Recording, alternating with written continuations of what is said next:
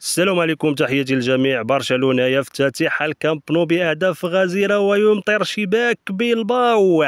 ليفاندوفسكي يتكلف بالافتتاح بأول أهداف ثم يعود توريس والبقية. برشلونة يفوز على أتلتيكو بيلباو في هذه المباراة المثيرة والقوية في ملعب الكامب نو. مليون مبروك لعشاق برشلونة، هذا الفوز المثير والقوي والساحق في انتظار مواجهة القادمة أمام تشيلسي الإنجليزي في دوري أبطال أوروبا في مواجهة حارقة للبلوغرانا. برشلونة يفعلها مرة أخرى في الدوري الإسباني ويعود بقوة لمنافسات في الليغا.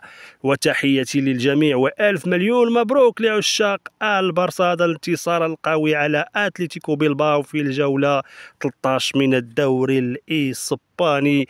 وتحياتي للجميع والسلام عليكم ورحمة الله تعالى وبركاته.